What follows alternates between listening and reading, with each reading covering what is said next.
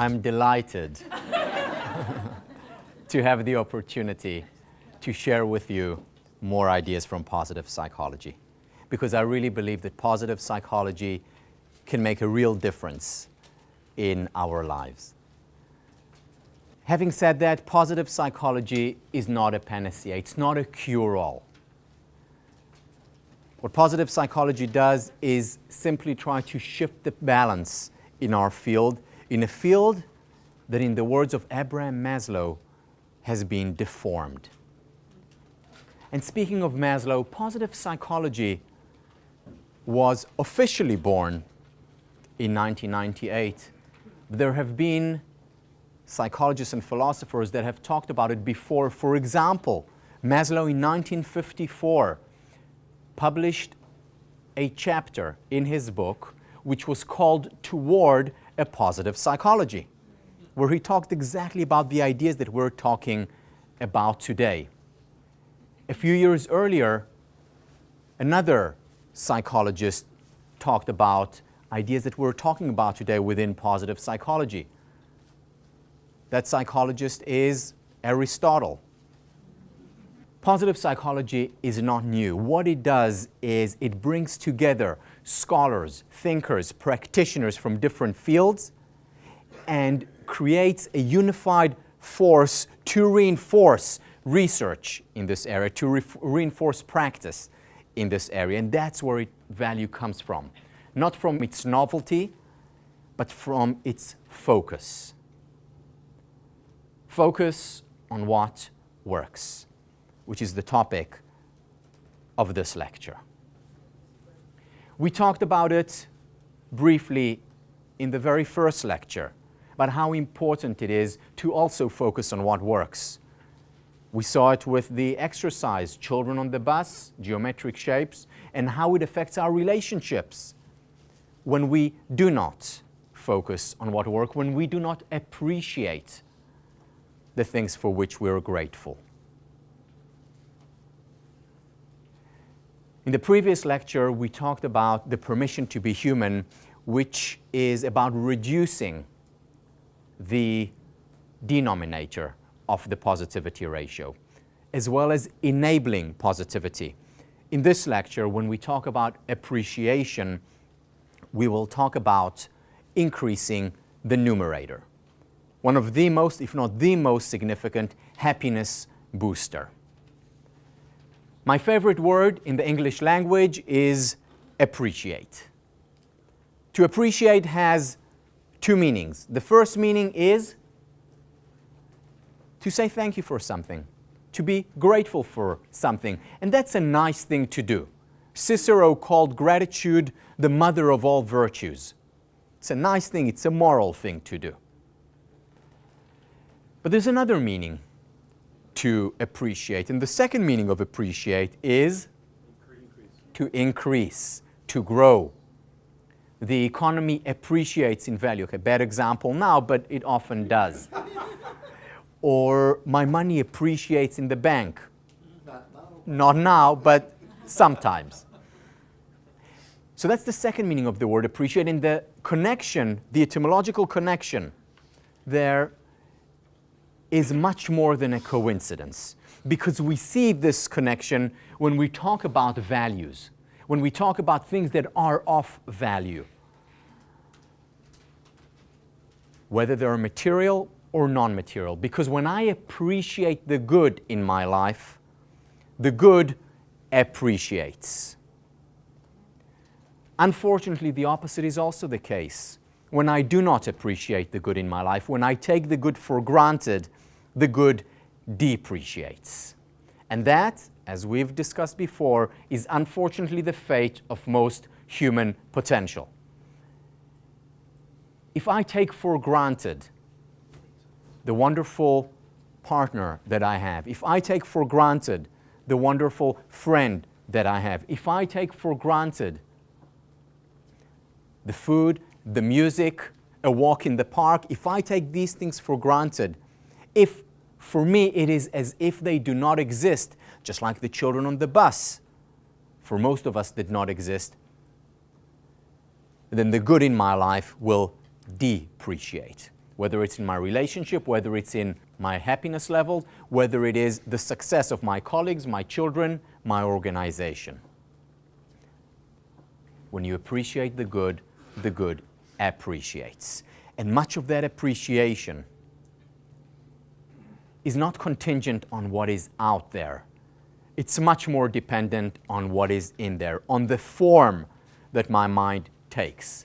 And in learning to appreciate my life more, I'm transforming myself, increasing the happiness levels in my life, and potentially reaching the tipping point of thriving and flourishing more of the time. In the words of Ed Dinner, arguably the leading researcher in the world on subjective well-being, the scientific codename for happiness, it appears that the way people perceive the world is much more important to happiness than objective circumstances. And we talked about the example of people who seemingly have everything and yet are unhappy, and people who have very little and never cease to celebrate life. Or people who have a lot and know how to enjoy their lot. Whereas people who have very little who are complaining and bitter constantly. Happiness is much more contingent on our state of mind than on our status or the state of our bank account. And that is about what we focus on, what we choose to focus on. In the words of Ralph Waldo Emerson, to the different minds, the same world is a hell and a heaven. Two people can experience the exact same thing. 8th place when they expected 3rd. A loss, a disappointment, or a success, a win. And they can experience it radically different. One is a disaster, one is a catastrophe, the other as an opportunity for learning, a growth experience, a stepping stone. We can experience the exact same objective world, but if our subjective interpretation experience is different, then our experience will also be different. We don't realize the important role that we play in creating reality. We are co-creators of our reality. I want to read you a short excerpt from a wonderful book by Dan Millman. The book is called The Way of the Peaceful Warrior. And Dan Millman describes an encounter in it. I once knew a guy like you. I met him on a construction site in the Midwest. When the lunch whistle blew, all the workers would sit down together to eat. And every day, Sam would open his lunch pail and start to complain. "Son of a gun," he'd cry. "Not peanut butter and jelly sandwiches again. I hate peanut butter and jelly." He whined about his peanut butter and jelly sandwiches day after day after day, until one of the guys on the work crew finally said, "For Christ's sake, Sam, if you hate peanut butter and jelly so much, why don't you just tell your old lady to make you something different?" "What do you mean, my old lady?" Sam replied. "I'm not married. I make my own sandwiches."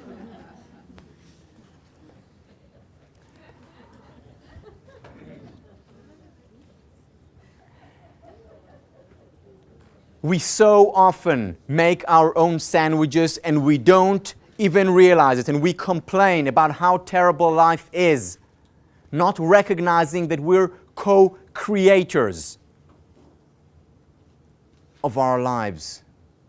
We do not recognize how much of what we experience is of our own making. Because we think our happiness is out there.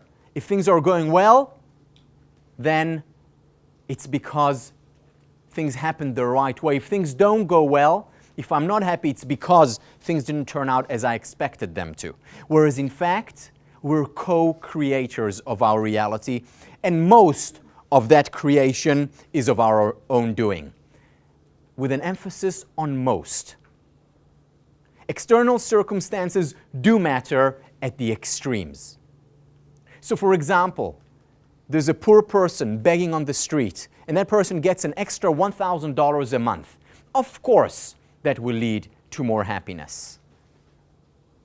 Or a person living in Darfur, under oppression, under the threat of death day in and day out, of course that will impact their happiness. Of course that will have an effect on their well-being. But beyond extreme circumstances, the external matters very little to our happiness. Happiness is much more contingent on our state of mind than on our status or the state of our bank account. We co-create our reality with what we choose to focus on, how we interpret the external circumstances. And that depends a lot more on the transformation than on the information. We can look at people and the way they look in the world and subdivide them into two groups. It's more of a continuum, but when we look at the extremes of the continuum, what we see are two archetypes: the fault finder and the benefit finder. The fault finder is the person who makes lemon out of lemonade. The person who always looks at the problem, who always finds, because seek and you shall find, always finds things to complain about, to bicker about, why things are not good. In the word of philosopher Henry David Thoreau, the fault finder will find faults even in paradise. Seek and you shall find, and they find it. And when they continuously find faults in everything that they do, in everything that they experience, they begin to believe that the fault is out there. They experience what Marty Seligman talks about as learned helplessness. Why? Because I've tried everything. I've changed jobs, I've changed partners, and I'm still not happy. It means that the world is just a bad, negative place, not realizing that they are actually making their peanut butter sandwiches every day. On the other extreme to the fault finder, you have the benefit finder. The benefit finder finds the silver lining in a dark cloud. The benefit finder makes lemonade out of lemons. The benefit finder looks on the bright side of life. And the benefit finder does not fault a lecturer for using too many cliches. In the words of Ralph Waldo Emerson, the invariable mark of wisdom is to see the miraculous in the common.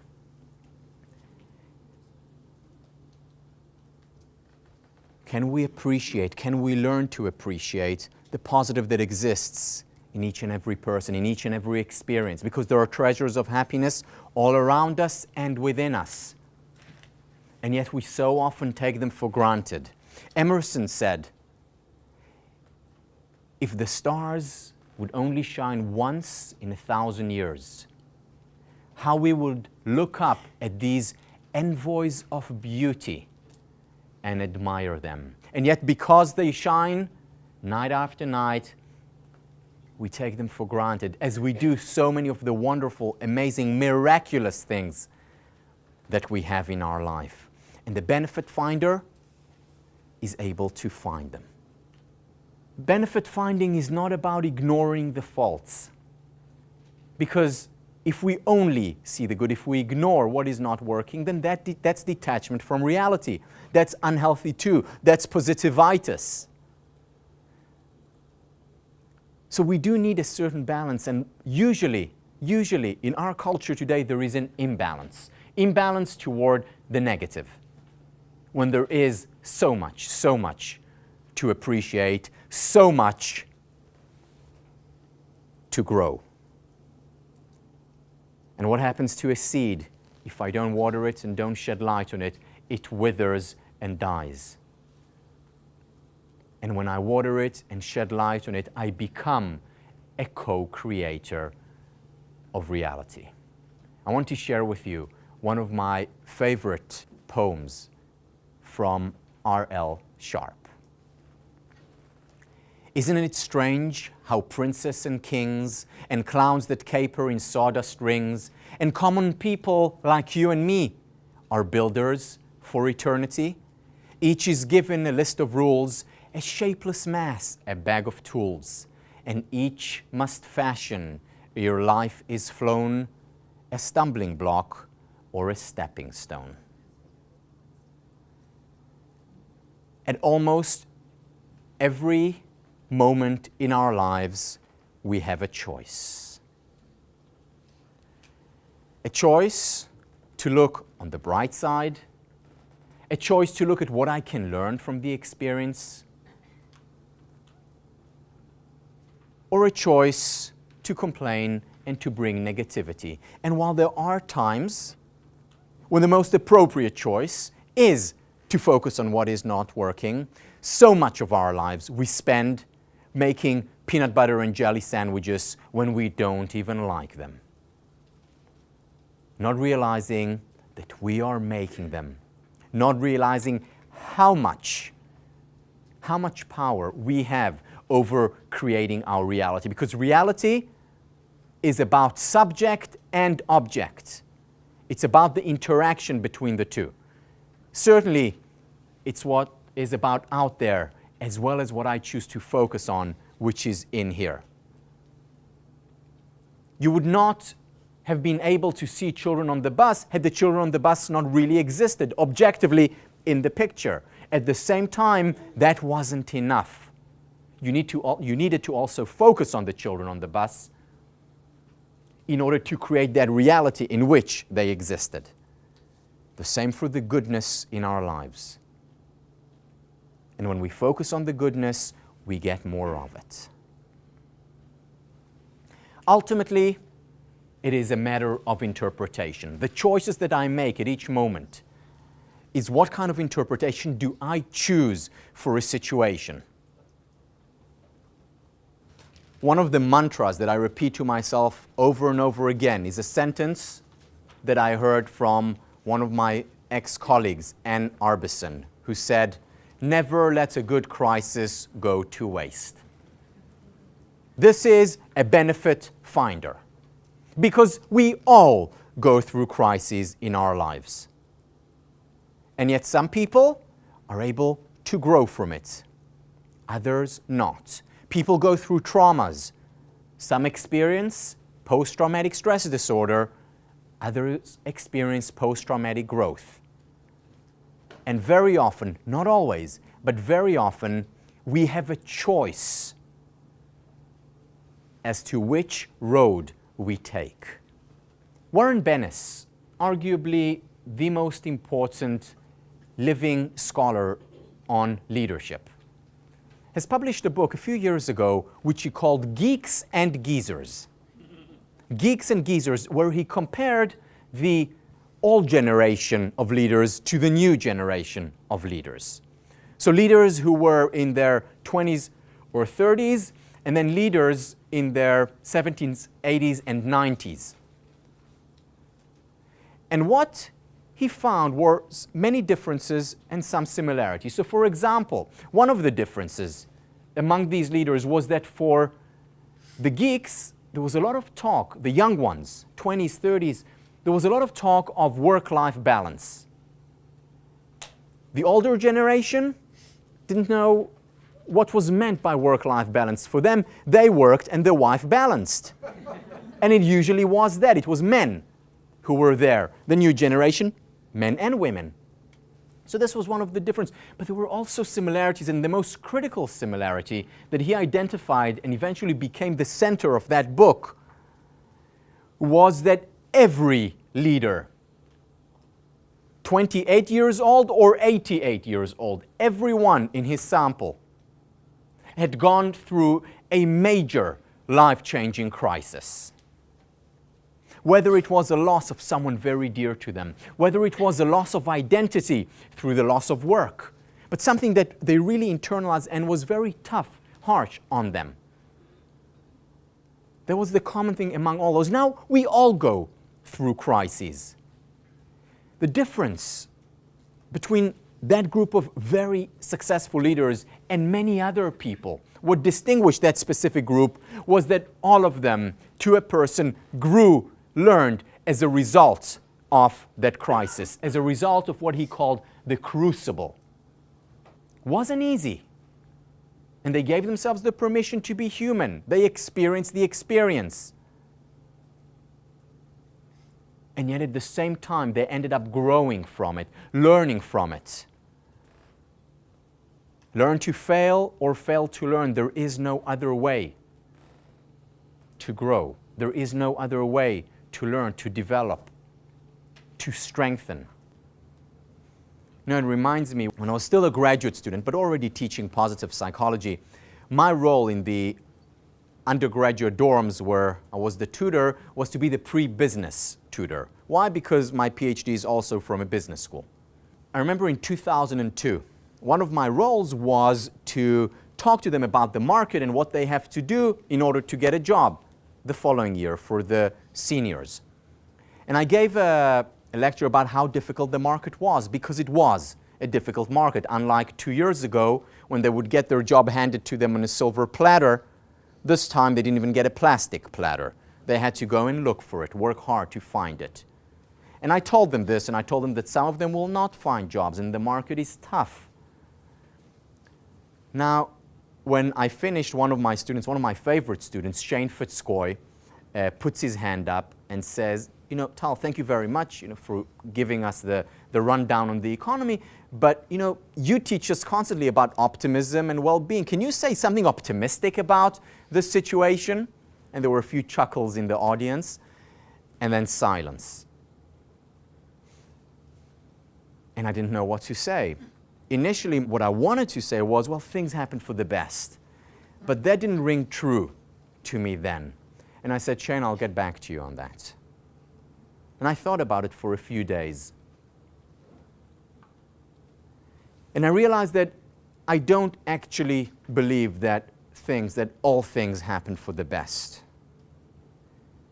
But while not all things happen for the best, I do believe that some people are able to make the best of things that happen. Is it for the best that the market has gone down? Not sure at all. Is it for the best that I lost someone very dear to me? I don't think so. Very difficult for me to actually say that or to think that, to believe that. But once it happens, the question is, what do I do with it? Because once it happened, I cannot change it. We have not yet learned how to reverse time. But what I do with it, that is up to me. That is where I have the choice. And I have that choice at every moment in my life. How do I interpret a situation, whether it's when it happens or a year later, at every moment? And that interpretation can make all the difference. I want to show you a quick video excerpt of a consummate benefit finder, one of the most important leaders of the 20th century. Here is Nelson Mandela in his very famous interview on Oprah. I think in the world of heroes, living heroes, he's number one for me, because his ability to withstand years of apartheid and 27 years in prison, and to come out of it with the grace and forgiveness is the greatest lesson of our time.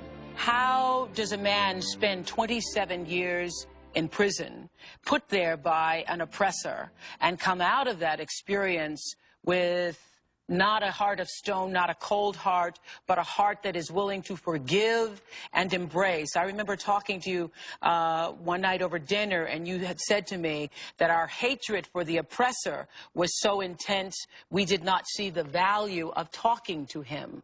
So at what point did you see the value of letting go of the hatred and begin the process of talking? Well, let me say first, that is a great tragedy to spend the best of your lives in prison. But if I had not been to prison, I would not have been able to achieve the most difficult task in life, and that is changing yourself. I had that opportunity because in prison, you have what we don't have in our work outside prison. The opportunity to sit down and think, which is an important part. Did you need 27 years of it, though? Really? You could have taken a few days, a week, a vacation. Did you need 27 years? Now, what you see here is a person who doesn't say it happened for the best. He's very sad. He says it's tragic, the 27 years of his life he spent on Robben's Island in prison. And yet, even in that experience, he was able to find the benefit. Because I had time, something which is so missing from our modern world. To think, to come up with ideas, to change, to transform. Here's another consummate benefit finder. Winston Churchill. A pessimist sees the difficulty in every opportunity. An optimist sees the opportunity in every difficulty. It was his undying optimism that could very well have saved the free world from disaster. Because when everyone thought that there was no chance against the Nazi war machine, he was there, resolute, optimistic, communicating it day in and day out to the British people, to the free people of the world. Arguably the most important leader of the 20th century.